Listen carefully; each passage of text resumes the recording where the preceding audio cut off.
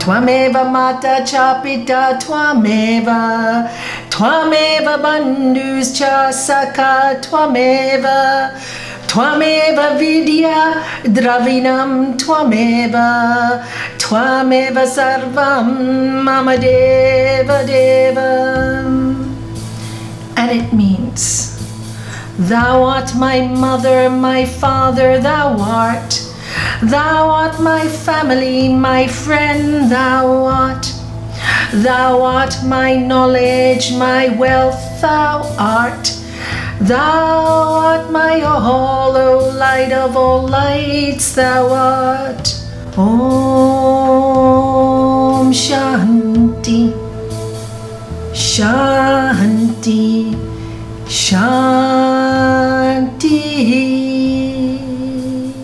Namaste and welcome everyone. Today, actually, in this room, I have 3 Sangha members.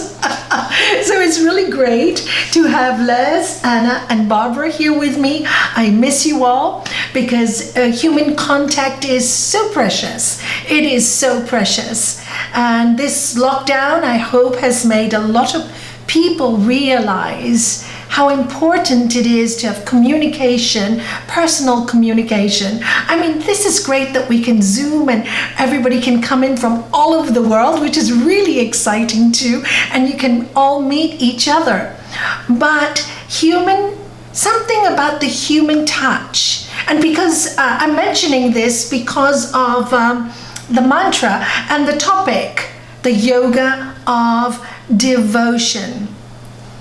And I chose this mantra, thou art my mother, my father, thou art. Thou art my family, my friend, thou art.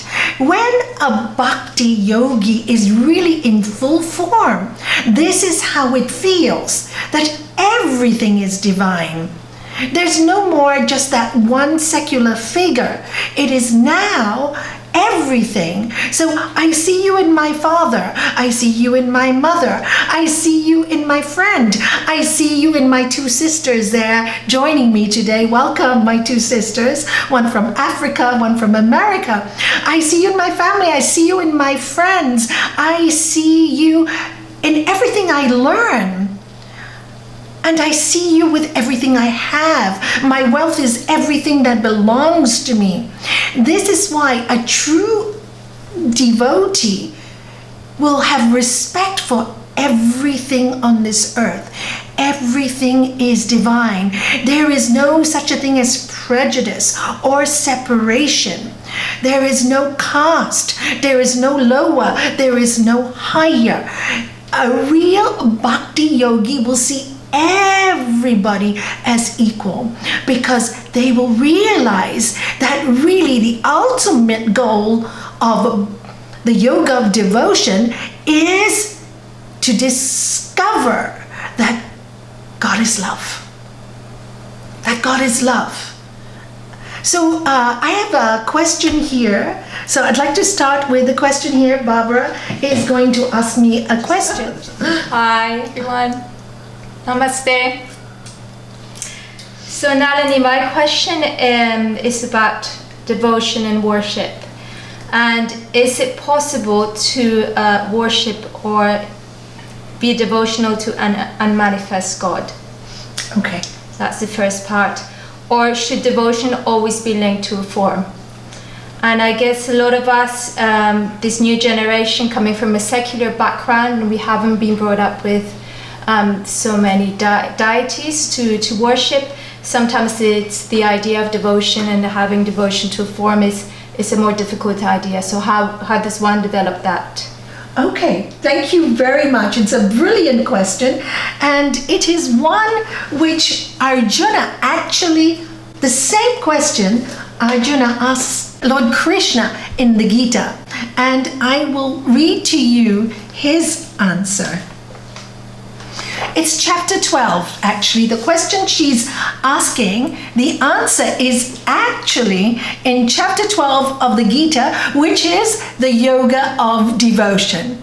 You see how incredible that she asked the right question for the right topic. And here Arjuna is asking Lord Krishna, which devotees are better established in yoga? Those of steady devotion who worship you manifest in one form or another, or those who worship you as the formless, unmanifest one?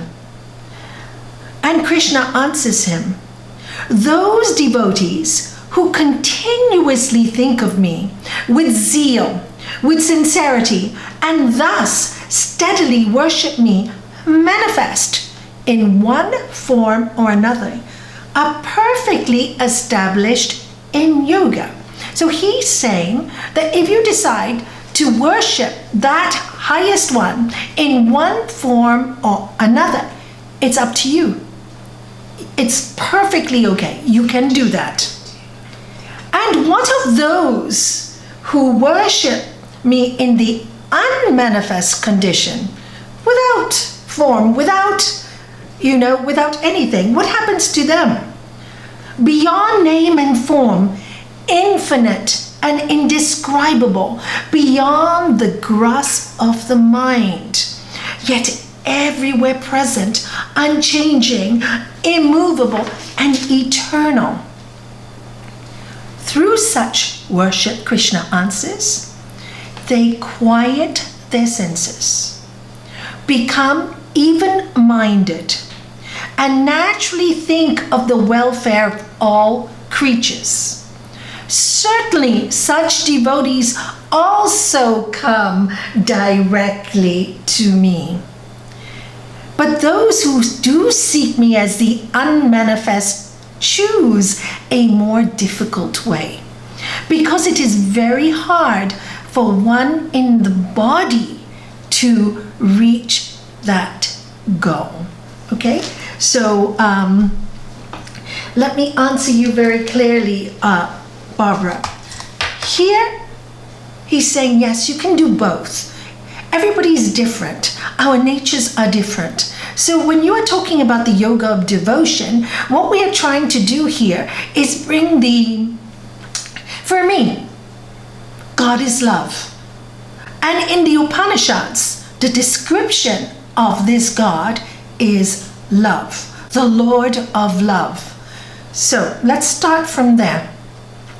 So when we worship the unmanifest, the love becomes expanded because it's not limited to one form, one place, one religion, one tradition.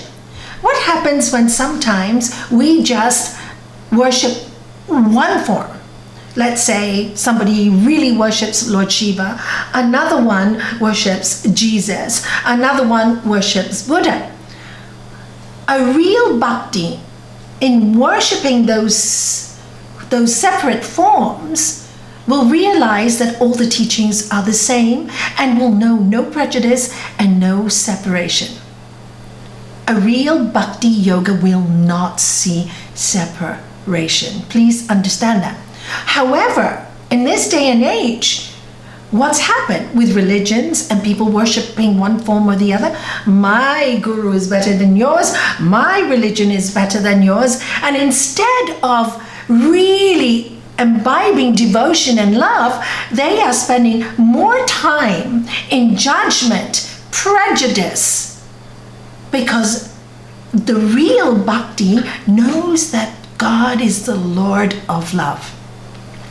However, those who really, like I said, for example, worship Lord Shiva. For example, let's give you an example. In every day, Lord Shiva, meditate. After a while, the form will be gone. And what you will imbibe is the energy of that form. I'll give you an example. Many years ago, my aunt gave all of us in the family actually a marble Lord Shiva this big. And I brought it home and I put it in the center of my temple, and it's still here. And I started looking at Lord Shiva and Gurudev together, because for me, now everything is the same. Okay, so I started to look at Lord Shiva because my method is meditation. That's how I get to the divine. So I was looking at this figure doing tratak every day on this marble piece. And what happened, one day I walked into my prayer room early in the morning, and I'm not lying. And I sat down, and the statue was breathing. And many people have had this experience. That's not only me. The statue was breathing. Not only was the statue was breathing, it was changing form into my master's form, Lord Jesus's form. Anyway, Gurudev happened to visit me 3 months later in Gibraltar and stayed with me in that house. And I said to him, Gurudev, come and look at my Lord Shiva. He changes to you, he changes to this one, he changes to Lord Jesus, he changes to Buddha. And he just burst out laughing. And he said to me, when you give love to any form, and the love is pure, blessed are the pure, they shall see God. So he said, when you just love, then because that love is so expansive, you can see all as one. Okay? And you can see one as all. So what about the one that doesn't have these figures and don't want all these things, and yet know that they're looking for spirit? They know their soul, they know their energy, they know scientifically we're electrical, they know all that. Now, the problem there is sometimes they will start to try to analyze everything too much with the mind. This is why Lord Krishna say, it's brilliant, this is fantastic, but it is a more difficult way. Because when you don't have a form, there's nothing to open your heart to, right? We as human beings, because we're dual.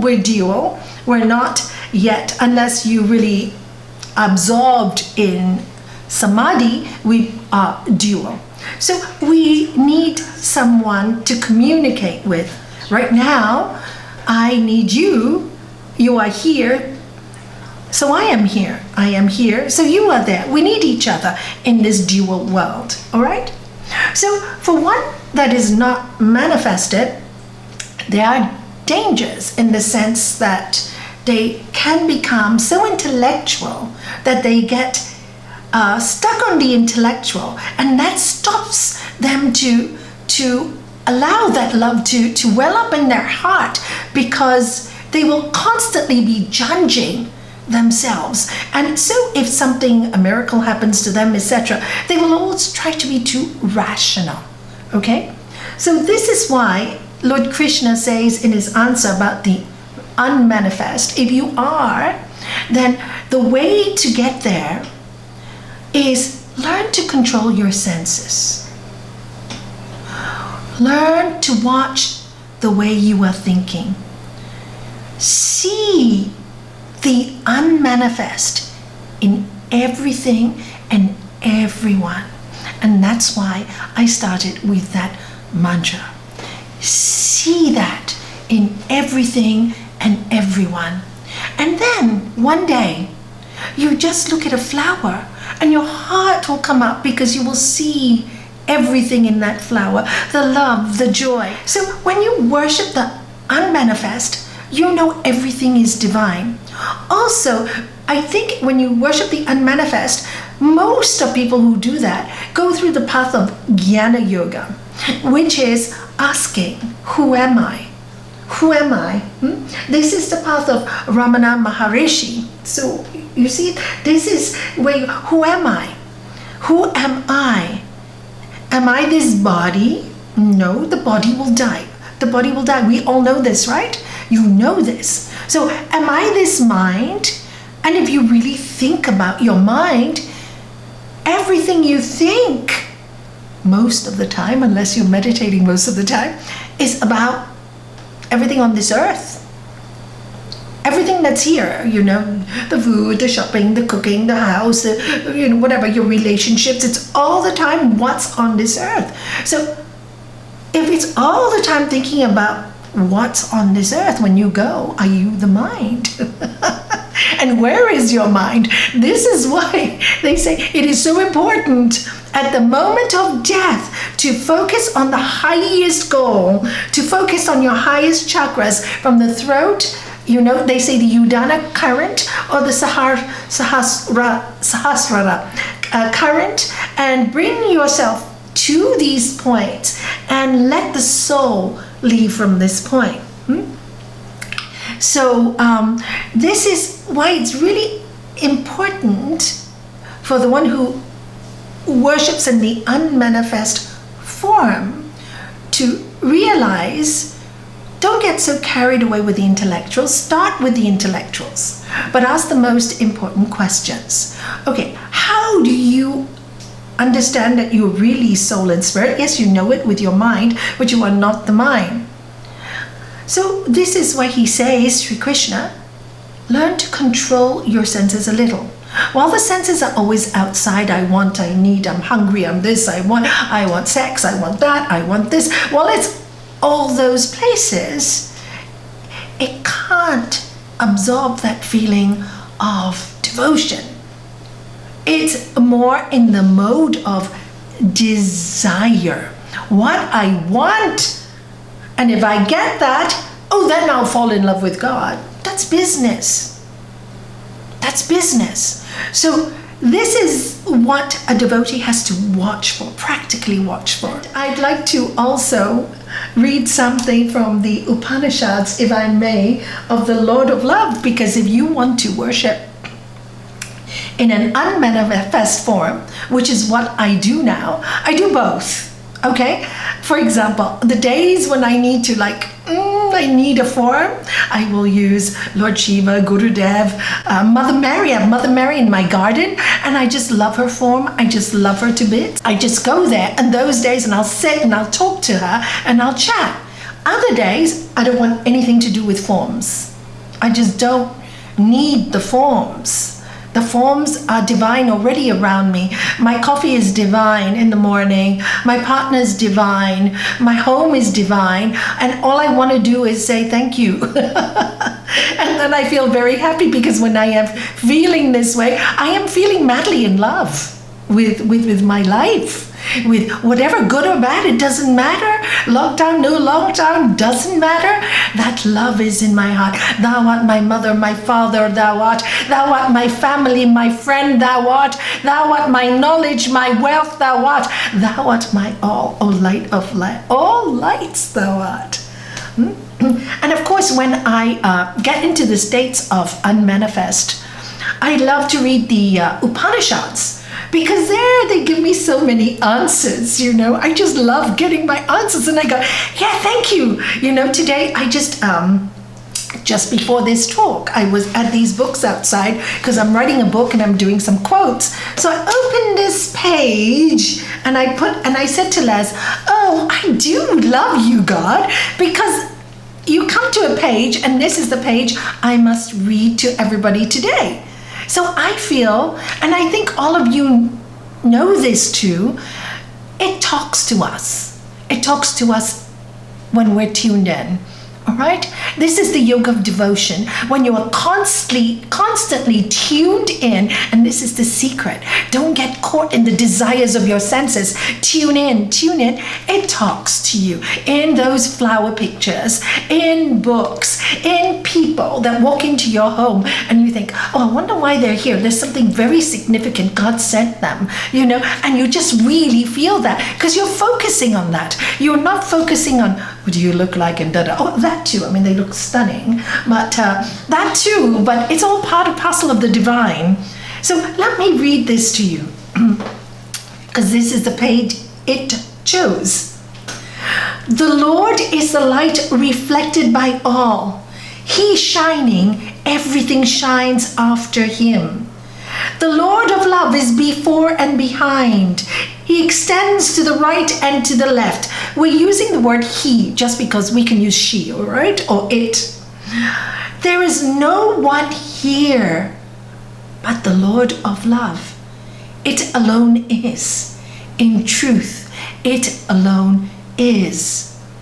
The Lord of love shines in the hearts of all. Seeing him in all creatures, the wise forget themselves in the service of all. The Lord is their joy, the Lord is their rest. Such as they are the lovers of the Lord. And the Lord is our rest. When you're tired, whether you believe in manifest or not manifest, doesn't matter. When you're tired, you just want to rest. And sometimes when you rest and when you're sad, even if you have no manifest, you pray, help me through this, help me through this. So you know deep inside you, who are you asking help from? I've met many atheists in my life and they make me laugh, because they come in and see me, oh, Nalanie, I'm an atheist. No problem. It doesn't matter what you believe, but why do you come to me? I said, well, because I was told you could answer my question. I feel this intuition, I feel this, and I don't know what that is. And I said, you may not call it God, doesn't matter, but you call it intuition. I call it the Lord of love inside of you. And why don't you feel right about your life? And this is where we talk, and then we find out, or that person finds out, when that person is not living in love, when they're lying, when they're angry, when they're aggression, arrogance, pride, ego, they are disjointed. There is no balance in their life. And they're searching for balance. So I tell them that balance is your God. That balance is your God, because you are searching for balance. So what are you praying for? Okay, we don't call it praying. What are you asking for? Balance. So why would you ask for something like balance if you didn't believe that that was a place of peace?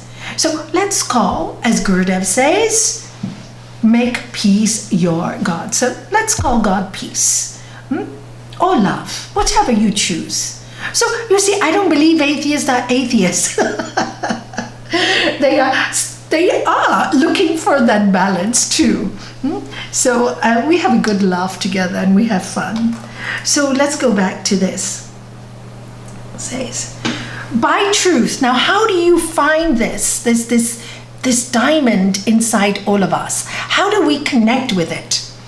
By truth, meditation, and self-control, one can enter into this state of joy and see the self shining in a pure heart. Truth is victorious, never untruth. And Gandhi was a great advocate of that.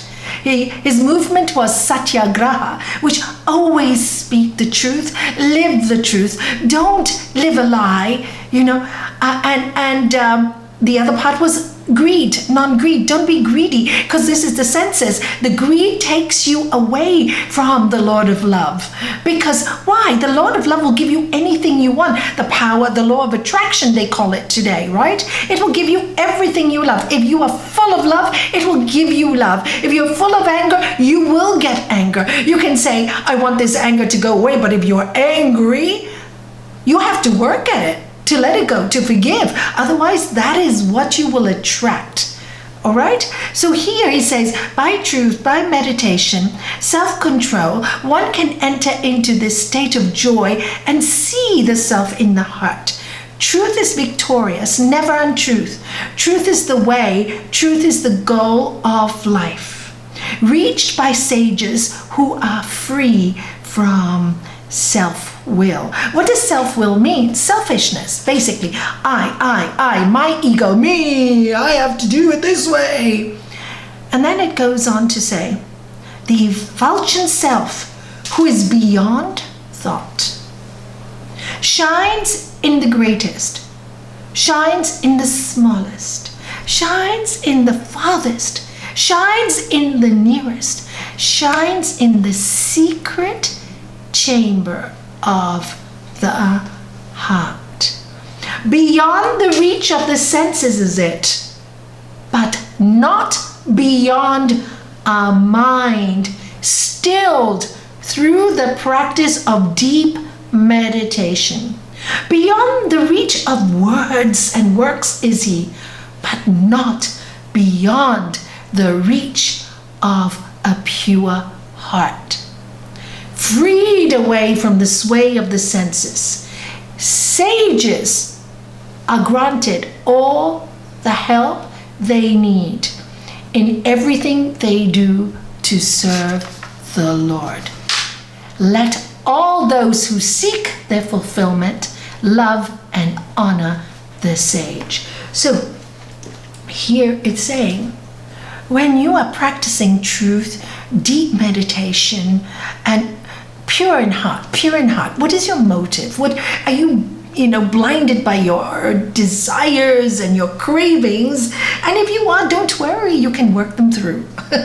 There is a way, there is a technique, and this is the Raj Yoga technique. We do yamas, niyamas, asana, pranayama, pratyahara, dharana, dhyana, samadhi, right? You can work your way through it. So there's always a way. But in meditation, try and bring up those feelings of love. If you really, like I always say, choose somebody you love. When my granddaughter was born, I used the example a lot. And grandchildren, I don't know why they do this to grandparents. For those who have grandchildren, they just make you light up. They just make you light up. And you think about them, and you start with that feeling of love. Then you let go of the grandchildren. You let go of your children. And you just focus on that warmth in your heart. You just focus on the warmth, what it makes you feel, that silence, that tingling of the fingers, that lovely tingling at the back of your neck and your head. And you know what? When you live like this, there's so many signs. It talks to you, and without doubt, it talks to you. It talks to you all the time through TV. You want to know something. I want to know something. I want to learn something. Somebody will walk in and tell me about it. We don't know how to work the Zoom direct to Facebook. Anna walks in today and she goes, oh, I know how to do it direct from Zoom to Facebook. Great. You don't have to even learn about it. Whatever is needed is going to be sent. When it's a craving, I want, that's when your self will. If I don't get it, I'm not going to be happy. But when it's just like a sweet, I wish I had it. It just comes. And if you don't have it, you're not bothered. This is why it says, do not be swayed by your senses. Do you see? This is why we practice pratyahara. You see, those are all the practical points. And when we examine ourselves, and when we're unhappy and we're not in that love, if you just examine your mind and you say, oh, I have a craving, I'm not happy because I'm not having enough of this, or I need a love in my life, or I need a house, I need this. You see, that's why I'm not there, because I'm going out to the senses. It doesn't make you bad. Please don't ever think that. It's just a journey of the soul. It is just a journey of the soul. So you have those cravings. In the mantra it says, grants, desires, and liberation, right? You're meant to have those desires as this human being. And then one day you will be granted, but not by craving, by letting go. The moment you trust and let go, you will get everything you want. Seek ye first the kingdom of the divine, or God, and all its righteousness, and everything else will be added to you. But at that point, you don't really care if it's added or not, because you're already in love. Do you see? You already have everything you need. And that's such a great place to feel. And in fact, it's such a lovely affirmation, and it fills your heart with love. It does when you say, and I hope in your homes, will you say it with me? I have everything I need. Can you say it? I have everything I need. My life is full of love. I am love. I am love. I'm so loved. The Lord of love loves me so much. I am loved. You see, what I have learned in many years of counseling, people do not believe they're loved. They do not believe they're loved. I was the same way. And then when I, started early days of meditation, somebody gave me this lovely temple music, and I realized that was my lack. So I listened to the music and I went, oh, dearest divine, I love you so, I love you so. And then I heard, I love you too, Nalanie. Oh my goodness, I was so excited. And so every time I sat down, I hear, I love you too, Nalanie. And this is what you do. You hear it, you attract it. As you think, so it, you all know, becomes. It becomes, and you connect, the Lord of love, and you are connected in the heart. I love you too, you love me too. Like last week when I talked about that rabbi who prayed, and he said, God, without you, there is no me. Without me, there is no you. So you see, this is the creation, and this is why we decided to come to earth, to experience. Because if we are just the Lord of love and light and light and light, perhaps, as Gurudev said, we got a bit bored. We wanted a bit of an adventure. We came down, but we forgot that we wanted a bit of adventure. We forgot we just wanted to go to the movies and perform. We got too involved in this stuff. And that's why the senses. We just got too involved. We just forgot. There's nothing wrong with forgetting. Just remind yourself. And this is why suffering comes. It's bang, bang, bang, bang. Oh, I'm so fed up with the rest of the world. So where are you going to go if you're fed up with the rest of the world? You have to go inside of you. Now, if the inside of you is full of anger and pain, what's going to happen? You're going to go crazy. And many people who are in the mental home shouldn't be in the mental home because all they wanted was love. And so when these people come to me and I tell them, tell me, can you say, I love myself? Do you know, many of them cannot even voice it. They cannot voice it. And I said, why can't you love yourself? Oh, I can't do it. So I sit with them. Come on. I'll say, I love you. I love you. I can say that to all of you because I really feel it. I'm not making it up, so I can say it, thank God. If I couldn't feel it, I would not say it because it'd make me a liar, right? So, I love you. And the person can feel it. So I said, now, if I love you, there must be something really good in you, right? Correct or not? There's something good in everyone. So I want you to name one good thing about yourself that you think is lovable. And they think, and maybe they will give me one thing. Oh, I'm quite kind. Or, I care about this, or I care about... stop there. Can you love that about you? And then they go, yes, I can love that about me. So can you say, I love that about me? So they say it. And once they say it, they normally cry. They cried because why? That love was always there and they blocked it through trauma. Many people have traumas in their life and it's blocked in the, as you know, the systems of the body, the chakra, and it's just blocked. So all we have to do is unblock it. And Barbara asked me for something practical yesterday. So give me something practical. Not because she doesn't love, she loves. So I'm going to give you guys something practical if you know anybody who feels blocked. So once I had this patient, well, many like that, and they were like, Nalanie, I want to love, but I can't. I've been hurt, and really, they've gone through a lot. So we have to do a few things. First, we have to do a visualization of forgiving the past, but we know this will take time. So every day they have to forgive. Then the other visualization I ask them to do is imagine a brick wall in front of your heart. Can you all imagine that right now? Just imagine this brick wall in front of your heart. So I tell them, okay, I'm going to give you a hammer now. Got the hammer? Can you see it? And they'll go, yes. Is it big? Is it small? They say it's small. I said, please, can you get a bigger one? Go choose a bigger, be brave, choose a bigger hammer. So they, okay, Nalanie, I've got a bigger hammer. Can you describe the hammer to me? Yeah, it's got a big black head, it's got a brown stick, and it's quite large. Okay, good. Now take this hammer and I want you to hit that wall down, because beyond that wall is the greatest love and joy that you will find. And I want you to visualize that. So, I had this guy who was like, really, he was beaten up a lot by his father as a child. And so the wall was this thick. And after 6 months,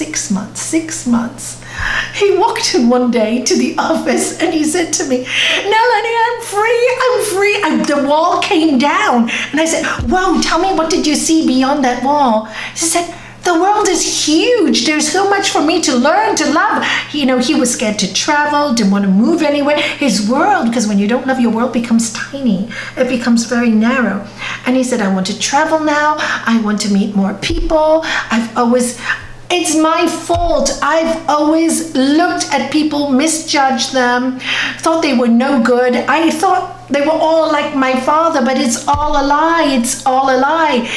They're not.